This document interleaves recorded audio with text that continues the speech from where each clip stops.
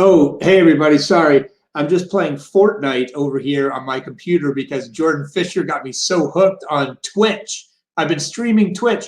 I'm actually playing Fortnite. You can watch me all day long. I stream Twitch from 3 a.m. Mountain Central Time to 10 p.m. Eastern Standard Time.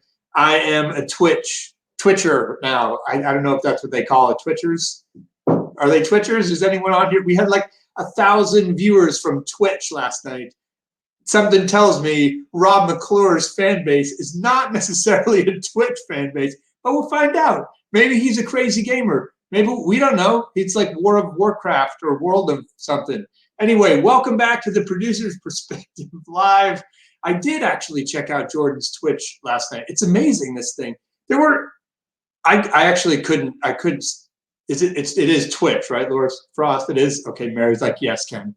I actually did go to Twitch last night after I was so fascinated by my discussion with Jordan. There were 50,000 people watching some guy just like play a video game. I don't think I've ever had 50,000 people see one of my shows in like a 4-year run. Like, this is ridiculous. Someone's watching someone play on Battle. It's like not even real, people. It's not real. We're in the theater, like real live people get up in front of you. Not now, of course, but they do, and we struggle to get 500 people a night, and you get 50,000. Anyway, enough of that, or I'm going to rant about Twitch. I will be on it later. My handle is twitchbroadway.com. Anyway, we do have Rob McClure tonight. Now we have Rob McClure fans in the house. I'm going to say this right now. Rob McClure is like one of the funniest guys, not on Broadway, on the planet. That's what it's true. It's true. He has been starring, obviously, in Mrs. Doubtfire. Chaplin. How many people saw him in Chaplin? This was a star turn. Look at that. This is when you knew this guy was going to be huge. Honeymoon in Vegas. Beetlejuice, of course. Avenue Q. Just there's no Shakespeare in there, Rob. We're going to talk about that. Like, where's Hamlet? Where's the Rob McClure Hamlet? Big musical comedy guy. We're going to talk all about that when we get him on. I'm going to give you a little teaser right now, or something to make you smile. It's a series he's been doing on Instagram called Conductor Cam, which I watched like one of the things like 20 times with my wife today. And my 2-year-old was like, funny. He's funny, funny. So we're going to talk about that, how he's keeping busy. If you have questions for Rob, throw them into the chat. Do me a favor, write question in all caps. It helps me find them. So go ahead and do that. What's going on? We're obviously here for the Actors Fund, so don't forget to throw some stars at the star I have brought for you today, and hit that tip jar and throw some money in the bank for them. It all goes to an amazing cause. And a reminder, you can buy stars and throw stars at us. You know where Facebook got the stars idea? Twitch. That's right.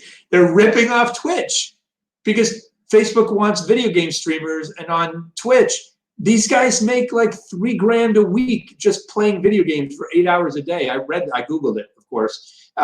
Yeah, so it's not too late for those of you out there who want to change from Broadway to video gaming. You can make like $3 grand a week. It's a good deal. So throw some stars at us. It all goes to the Actors Fund. News today, I noticed this is a cool thing. So we spend a lot of time coming up with names for companies or shows. And you all probably know TodayTix. It's this wonderful app.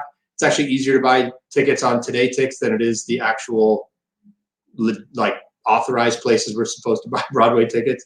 So TodayTix, which of course you can't get any tickets for Broadway today, they've rebranded their company temporarily. They're literally calling it TomorrowTix, which I think is so cool of them to do. And it's a program right now where they're seeking donations and they go to healthcare workers. It's an amazing thing. So, oh, look, there's more like Twitch's craze. Twitch confuses the hell out of me. I mean, yeah, you and me both. Anyway, check out TomorrowTix. Give them, or TodayTix, give them a little love. I hope they also bought the domain name TomorrowTix, because that'd be a little bit of a fail. But check out TodayTix and throw them some donations if you can. Lots of needy people out there. Keep up that social distancing, everyone. Don't forget, stay healthy, stay safe, stay home. And now, without further ado, let's bring on the man himself. Please welcome to the live stream, Mr. Rob McClure. Welcome, Rob. Hi, everybody. How are you? I'm good. I have to tell you, I am not on Twitch, but I am a game person, so I'm going to have to get on Twitch. You're a video gamer? 100%. I just played Red Dead Redemption 2 for way too long. I just like completed, each game has like % completion. And when you finish the like story mode of the game, you're like 70% complete. But then you have to go like pick all the plants and make all the different flavored beef over your campfire. Like I did it all. I had to get 100% completion. I'm very glad you said you were like a video gamer, because you said like I'm a gamer and I'm going to be on Twitch, and I was afraid you were going to be like, yeah, I'm going to stream me playing Boggle later tonight. Ken, do you want to play? Listen. Why do I feel like I might be into that? Yeah, I know. Well, I'll see you there later on, like 1:30 a.m. Exactly.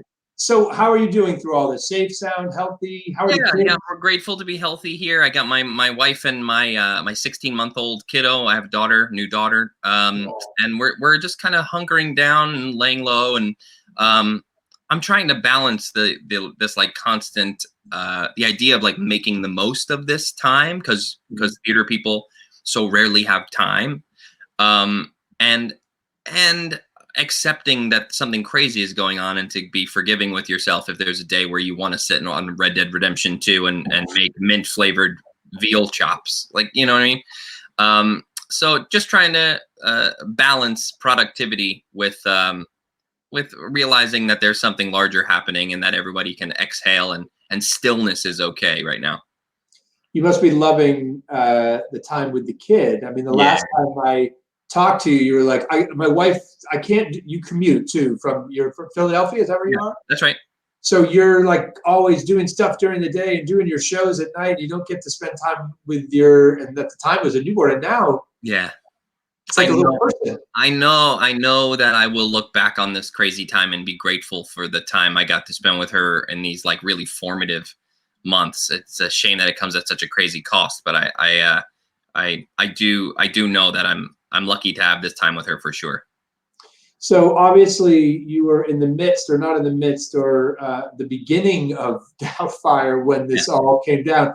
Can you tell us about where you were, what you were doing when I call it the virus hit the fan, and all of a sudden you were like, oh shit? Yeah, we were in we did 3 previews. We went into previews on March 9th. We did our first preview on the 9th, 10th, 11th, and then we were in rehearsal on Thursday the 12th, implementing changes to go in that night. And our producer came in, sat us all down, and basically was like, leave everything where it is. Leave everything in your dressing rooms. You will have a job when this is over. So leave stuff where it belongs, but go away and we'll be in touch. And we left in this sort of like strange lurch, because we were right in the middle of the momentum. Audiences were really having a good time. We were excited about the changes that we were putting in. We had just come from the Fifth Avenue in Seattle, where we broke all their box office records. Like there was a train behind us that was so exciting. And then the whole world hit pause. And, but I think it's so important for us to just maintain a sense of larger perspective, and where we are not the only ones who got put in a deep freeze because of this.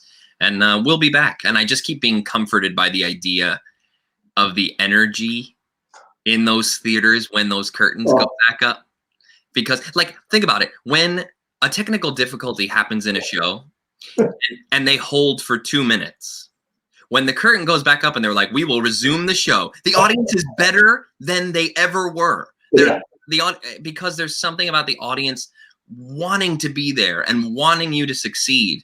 And we're going to have this buildup of passionate craving for the humanity that only theater delivers. And the idea that I'm going to get to be there for those, Mrs. Doubtfire, she is also like just a warm blanket of a character. So the idea that I could turn out to an audience and deliver lines like, you're going to be all right.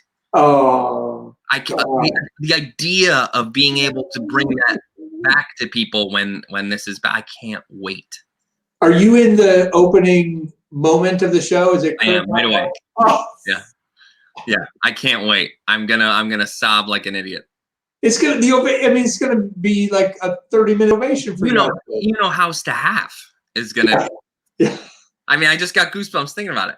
Yeah, I actually, on the very first one of these I said the exact same thing. So now let me ask you this complicated question. Yeah. So, and what do you think about the idea if they said like, okay, Rob, we're gonna come back next week. We can only fill 25% of the house. Yeah. Or like one of every 4 or 6 or 8 seats is gonna be filled. So that opening curtain is just not gonna feel the same. Do you like that idea as a performer? No. No. I think space is a there's a collective human energy that happens with people beside each other. It's the reason why, like, when you watch stand-up comedy at home, even if it's really funny, rarely do you laugh out loud. And you get at a comedy club, and there's something about the collective energy that makes you laugh out loud. It's a more enjoyable experience. And theater amplifies that, not only just with comedy, but in everything. There's literally, they just came out with a study that said your heart rates synchronize when you watch theater, an audience's heart rate. It's an astonishing thing. So the idea of a scattered audience, we all know, like anyone who's done an invited dress for a third of the house knows that it's a killer. You just go like, this is not how we're meant to be doing this. And I think, I don't think we should be back until people are confident in the experience. I don't think Broadway or theater, regional theater, should be part of the experiment of returning back. I just think we should come back when people can come back eager to enjoy and not terrified of the experience. I think it's hopefully we can get through this to a place where audiences are excited to be back and not tentatively tiptoeing their way back into a theater. Yeah, I totally agree. I mean, I think that's actually the way we rebound the fastest, because we know that word of mouth is what sells tickets. The word of mouth coming out of the first performance of Mrs. Doubtfire back, like that, like I was there, Mrs. Doubtfire last night. The curtain went up on Rob McClure, and we sat there and gave him an ovation for 35 minutes. He was bawling. Like, that is going to get people back to the theater much faster. So I'm with you, and I'm hearing rumblings that that's really what the industry really feels, that we'd rather wait it out. And I think we're going to have to take cues from other industries. The restaurants are going to come back. Sports will try and figure out a version of coming back, and then we can learn, because the last thing people need to think about is like, oh, should I get tickets for grandma and grandpa, or will I kill them if I do? You know what I mean? Like they should not have to be worried about that. Theater is too much of a joy machine to have to worry about it being harmful in any way. So this is now probably the longest time you've had off in like your entire career. You've been quite a working man over the last yeah.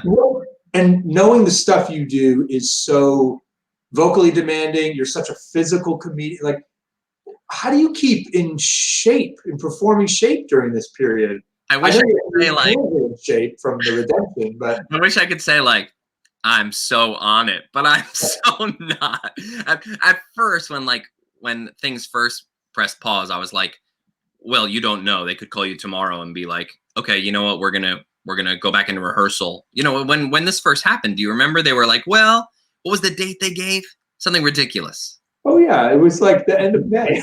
Yeah, right. It was May 17th. On right now. Yeah. So I thought, oh, we're going to take 3 weeks off and then go back into rehearsal. So I was like staying in. And then the longer we're away, the more I'm like, oh, we're going to have to go back into rehearsal. This isn't going to be like, okay, preview number 4 tomorrow night. That's not how this is going to happen. But I am trying to, watch what I eat, and I'm trying to stay physically active and, as much as we can get out, especially for Sadie, the little kiddo, like to go find some weird, patch of grass that no one else has explored lately, like the grassy island in the middle of the AC Moore parking lot. It's perfect play area for Sadie these days. I know it well. It's just weird. It is. It is just weird. So you obviously specialize in comedy. Like you do. It's a ton of. Were you Did you always know, like, I'm going to be a comedian? Where I made this crack about you in Shakespeare, but were you studying classic Shakespeare? Like, Oh yeah. Yeah. No, I loved all of it, and I nowhere was I like I'm a comedy guy. In my personal life, I've always just enjoyed being silly, but I don't think I set out to be a comic actor. I just set out to be an actor. And what I've actually found is that some of the more trained chops in me warrant bigger laughs. You know, I've worked with a really great director once named Aaron Posner. Do you know Aaron? He does a lot of down in, yeah, great guy. Yeah. And he uses a term called actually. And I really love it, particularly for comedy, because it comes from an honest place. It's like, you know, Honeymoon in Vegas. I remember we would get to the number with the flying Elvises in the airplane, where they would push me out of an airplane and I go skydiving in an Elvis suit. Yes, that's my life. That's my career. And people would be like, "Oh my God, your facial expressions in that number." Well, I wasn't making faces. What I was thinking about is, what would I actually do if I found myself in a plane with a bunch of Elvis impersonators who told me the only way to get out is to put on a light up Elvis suit and jump? What would I actually do? So I'm trying to behave as honestly as I can, and the circumstances are what tend to be outrageous. I think the idea of setting out to give an outrageous performance is you're undercutting yourself, but sometimes the more dramatic chops warrant. You know, it's the old thing of who's on first with Abbott and Costello, right? The only reason you're laughing so hard is because how seriously Costello is trying to understand. Right. That's why it's funny. But I would love to do more dramatic stuff. If you ever see me on TV, they have decided that I'm a killer. If you see me on an episode of some sort of murder mystery, I did it. I'm telling you, I did it. That's because no one would expect it. Because he's the funny guy. He's the funny guy. How could he have slaughtered all those people and put them in his refrigerator? You saw that episode. I did several times. Well, here's a good question right there from Courtney. So what inspired you and your wife, who's a fantastic performer in her own right, to do Broadway? So why Broadway as opposed to more roles as a serial killer on television or in murder? Yeah, I mean, I've always loved theater. You know, I like many actors, I don't think we set out to do one or the other, right? We audition for everything, and then what comes our way comes our way. And I think theater there's something about the live give and take with an audience. That's the thing I fell in love with. When I was 15, I saw a community theater production of Sweeney Todd, and I was taken with watching the audience find out the surprises of the story. And I actually came back and saw every performance of that. It was every Friday, Saturday, Sunday for 3 months at the Bergen County Players in Oradell, New Jersey. And I sat in the last row, and I would watch. By the end of the run, I wasn't watching the show anymore. I was watching the audience watch the show, because I was taken with the sort of like real-time manipulation that was happening. And that's the addiction for me, is that relationship between the storyteller and the live audience. Because film and TV are really a director's medium. They really are. I mean, we go in and we tell the story in usually out of sequence, in tiny little snippets. And then the editor and the director sit down and they craft beats, and they craft, because they don't have to worry about riding a laugh from an audience, or they don't have to worry about, so you're in much more service of those mediums, as opposed to theater, where you are like really participating in the storytelling. How much do you prepare for the rehearsal process? Are you listen, I'm a comedian. You're obviously a fantastic improviser as well. Like, you're like, okay, I'm going to know my stuff. I'm going to go in there, but I'm going to find Mrs. Doubtfire in the room. Or do you go in like doing weeks of script work beforehand? Like what type of? I tend to want to be familiar with what we're going to work on that day. That's usually what I want to do, because I never want to be unprepared for the work that's being done. So usually I'll take the first few stabs at something to really explore the language and try and make sense of it. And then the next time we return to that scene for the second time, which is usually like a week later, I should not be holding my script anymore, because that's when I'm going to start to explore physically, and I don't want to be encumbered by words. So usually it's when I first arrive, I haven't done a ton of getting off book, because I know that between that first run, that first sort of let's just sit on and read it off our pages take, and then starting to get up on our feet, that's the time I use to get those words in my head and then start to explore physically. But so many times I think people use rehearsal to nail down what they're doing. And I really see rehearsal as the opportunity to obey instincts. You know what I mean? There's no reason in the third week of rehearsal why you should be deciding what you're going to do on opening night. It's the time to try. It's the time to throw something out. And directors love options. They love saying, like, that was funny. What you did yesterday is funnier. Okay, great. But I tend to not use it to like whittle down a single choice. I use rehearsal to make a million choices, and then we can decide what the gold is, you know. I love it. I love it. Let's I'm going to fill, this looks like the question ended, but I'm going to fill it in. How did you find out you had the, I'm going to assume that how did you find out you got the role of Mrs. Doubtfire? I'm going to assume, like, what was that moment like? I had done I had done the last like 9 months of Something Rotten on Broadway. I replaced Brian Darcy James, and the writers of Something Rotten and Kevin McCullum, the producer who I had worked with on Avenue Q. So we had a long relationship because I had done Avenue Q for 3 years between Broadway and the tour. They, by the end of Something Rotten on Broadway, they were starting to talk about the Mrs. Doubtfire musical. And I just sort of very casually was like, man, I would love to be in an audition room for that part, just because it's, you know, it's so funny how in theater, we give permission for other actors to play parts. We go like, oh, I want to see his Hamlet, or oh, I want to see her Lady M, or oh, I want to see her Mama Rose, or oh, I want to see. And then movies, they're like, there is one Mrs. Doubtfire. Yeah. Listen, I get it. It is a legendary performance, and I worship it like everyone else. But I would love to think about, like, oh, I would love to see so and so's Rocky. Yeah, you know what I mean? Like, it's just a cool, like, thinking of roles as things to be inhabited by actors is a cool thing. But I do get the sacred nature of Robin Williams. So the conversation over the course of the Something Rotten tour, which I did for 17 more months, the show started, Mrs. Doubtfire started to gain some legs in terms of the writing process. And they would have me read some stuff because I was working on Something Rotten. We knew each other. And I think they started to realize that, like, oh, this is a fit. By the end of the Something Rotten tour, it seemed clear, like, oh, if and when this happens, you'll be the guy to do the reading. And we did the reading, and it was like caught fire really quickly. And then it moved on. So I didn't have to audition for it, which is a joy and a privilege to say, because Lord knows I have and continue to have my share of auditioning. You've been, so like Chaplin, Honeymoon in Vegas, Beetlejuice, you've originated a lot of roles in these musicals. Were you involved in them all from early stages? No, not all of them.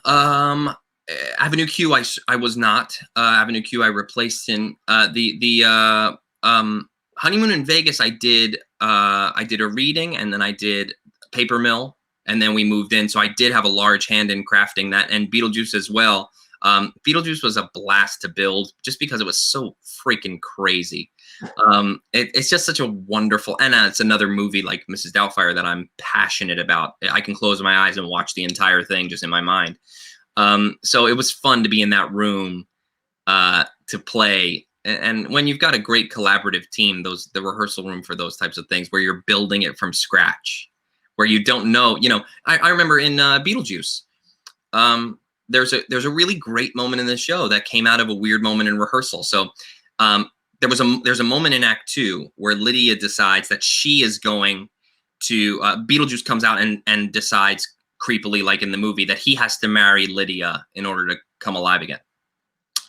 And me and Carrie Butler didn't have any lines in that scene. And it seemed so strange because we had just sung this song called Maitland's 2.0, where we're committing to taking care of this kid and that this kid needs parental figures, and we love this girl and are going to treat her like our own kid.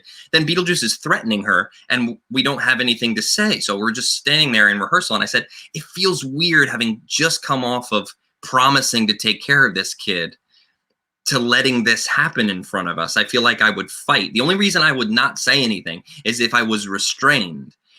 I said, I know in the movie, he throws that metal plate on Gina Davis's face. Can he throw a metal plate on my face? And Alex Timbers went, sure. And he turned to the props person and said, can we get a metal plate for his face? And then they made one, and I went and figured out the sleight of hand to make it look like it just appeared on my face. But like, that's what I love about building a show from scratch, is because you're problem solving. And when the writers write it, good writers appreciate when an actor goes, I think in this beat you might have forgotten about me, because then you're in your own character. They have to worry about everyone, but I'm just thinking about Adam Maitland and what's going on here. And then if you've got a cast of smart actors doing that, you cover all the bases. It's so true, and I realized this very late in my career, only because actors are usually the last people to arrive. Audition. You're like auditioning and you're advertising. You got posters up hanging around the city. Yeah.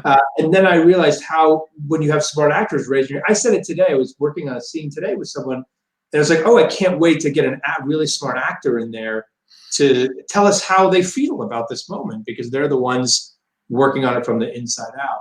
Yeah, you also have to be able to reverse engineer, though. Like Jerry Zaks, for instance, who is a legendary, and I'm so honored to play with him in Mrs. Doubtfire. He, instead of saying, okay, let's get in a room and build it together, he says, this is it, build this. This is what I want. And you go, okay, now it's my job as an actor to deconstruct the thing you want and make it make sense for me, because he's already decided what he wants. And when you've been around as long as he has 75 Broadway shows, I think it is, he's right. Yeah. You know what I mean? Like, he's just right. 4 Tony Awards, and I think Mrs. Doubtfire was his 25th Broadway show, I think. Right. It's astounding. Those are people who I go like, you know what, maybe my instincts, maybe I need to listen to his instincts and we'll figure it out together. So in this idea of, oh, I'd love to see his Hamlet or his Die Hard or his whatever. Yeah. What would you like to play? Oh, man. What classic musical theater role would you like to do? There are 3 roles that I always think about that I'm like, oh man. One is Leo Franken Parade, which I just love that. Funny, Rob. I love that score. I know exactly. So, now he is a murderer, perhaps. So it's consistent. So I'll do the made-for-TV movie of Parade. Yeah, exactly. Amadeus, I love. There's probably 10 years left for me to be able to play that part, but I love that play. And then in like 25 years, I'm not kidding, 25, 30 years, I want to play Ebenezer Scrooge, because I think it is one of the greatest character arcs of all time. I mean, you really get to have a life-shattering, altering experience in front of the audience's eyes. It's those really epic, it's Jean Valjean. It is, you get to watch the entire course of this person's transformation. And I just think there's no greater thing than to watch someone have a life affirmation who's given up in front of you. I mean, that sounds so awesome to me. I'm going to call your agent tomorrow and send an offer for Scrooge on Broadway in 25 years. Okay. I'm 70-something years old, but I can't wait. You got to do it at 2020 rates, though. Yes, exactly. It's like, I'll even pay you a little advance, but it's got to be this. Well, 2020 rates, you mean nothing, which is what's currently happening. See how good I am? See how good? Well, see how great. negotiator? Any tips? Someone actually mentioned that they were having trouble during this period, just staying positive and inspired. And you're obviously such a positive person and inspiration. You're a teacher. I've seen you on social media instructing kids. Any tips for anyone just staying up and laughing and smiling through this? All I can say is, create, even if it's for yourself. I've been writing there's a lot of time where I thought like, oh, I would love to write this thing. You get an idea and you go like, one day if I have the time. Well, I suddenly have the time. So exercising your brain as much as you think about exercising your body. You know, how many people are on Instagram these days, like posting, this is my quarantine workout for their bodies. But what are you doing? What are you doing to explore up here? And that's luckily my kid keeps me very, very busy mentally, but find things that I'm also doing, like balance with my TV. You know what I mean? So if I watch Tiger King and it makes me incredibly depressed, I watch a Schitt's Creek before bed. You know what I mean? Like I find some lighter, loftier stuff, because it's easy to go down the wormhole. I get it. I do. Is Conductor Cam, as we segue into this, we're going to show this, is that was like, oh, I'm going to create something. Like, how did, Okay. I mean, it's hysterically funny. So I backstage of Beetlejuice, and Alex Brightman will tell you this, I used to conduct jokingly with him in the wings, and it was the beginning of the show with Sophia Ann Caruso in the graveyard, and there's a vamp, and then she sings, "You're invisible when you're," and I would cue her with a big old sniff and out of the vamp, "You're invisible when," sad, and it would crack Brightman up so much. And I've always been fascinated by conductors. I watch the conductor monitor, and they crack me up because there's something, it requires a certain amount of like technical proficiency mixed with this amazing sense of drama. I've just always been so into conductors, and I said to him, wouldn't it be funny to watch like a conductor very dramatically conduct something absurd, like I don't know, and I Hot Pockets, you know what I mean, like whatever it was. And so as I was sitting around, I was like, that would take 2 seconds. So I just threw one together, and then people really cackled at it. And I thought, oh, that could be a fun, all these people are doing whatever their content is. I don't have a ton of time. These people who are like, I'm going to do a daily, Seth Rudetsky. Can you imagine the commitment to that charity? No. 2 shows a day, every day. I mean, that is an astounding amount of content. And he's reuniting like cast members from television shows from like 35 years ago. How is he finding these people? And the organization, not just the time it takes to do the thing, but to plan the thing, to wrangle the thing. It's an astonishing accomplishment. So for mine to be 60 seconds or less was an easy thing to do. Well, people are watching like crazy. But what I love about that story is you had an idea and you said, it took me 2 seconds, and why not? I'm just going to do this. You Sure. did it. And then the next thing you know, one of them is up to like 18,000 views or something on Instagram alone. So you're an inspiration as a performer. You're an inspiration as a creator. You're just a fantastic guy, and I can't thank you so much for being a light of our industry when our lights are dark, and for being here today. I look forward to us playing the same sandbox again, and it's going to be really special when we're back. It really is. I can't wait. And thank you for being one of us, being a magic maker, because we're going to need you when this is over. I'm here, and I'll see you on Twitch in about 27 minutes. Sounds good. I'll get ready. Warm up my thumbs. Take care, buddy. Good to see you. You too. Rob McClure, everybody. Just as I just said, such a light of our industry, and I'm so grateful to have met him, and so grateful to have had him on the live stream and just have him as a part of our industry. He's just one of the many things that make our industry so special. And he's right, we will be back. And we will be back. When we're back, it'll be like, that wasn't so long. It wasn't so bad, because that's how special it's going to be. Who do we have tomorrow, Mary? Who do we have tomorrow? Give everyone that flash. Speaking of funny people, jump in Twitch. We have tomorrow is Julie Halston. Julie Halston is, she literally got her start reading, people say reading the phone book. She read wedding announcements just on stage live, and people found them hysterically funny. You should make sure you tune in to Julie Halston tomorrow night. I worked with her on Gypsy, Tootsie, ton of shows. This is like Funny Week here on the Producer's Perspective Live. Don't forget about the Actors Fund. Okay, we've got some stars tonight. Thank you to the folks that threw us some stars, and we will throw them to the Actors Fund. And now, here's something to make you smile. We teased it. If you have not seen it, if you have not seen it yet, I urge you to go watch it right now. It is Rob McClure's. Look, I laughed already just at the image. I mean, that's funny. It's the Conductor Cam series. There are 3 of them, right? Rob, is that right? Nod if that's right. 3 of them so far, but I have a feeling since this little pause that we're on may be a little bit longer, we may see another 0 after that, or maybe 2 if it's too long. So keep watching. Follow Rob on Instagram. Lots of funny stuff there to come. I can't wait. It's like our lunchtime entertainment here at the Davenport household.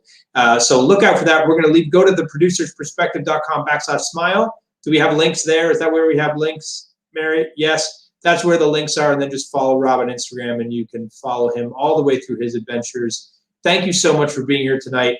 We will see you tomorrow with Julie Halston. Take care, everybody. Getting the band back together.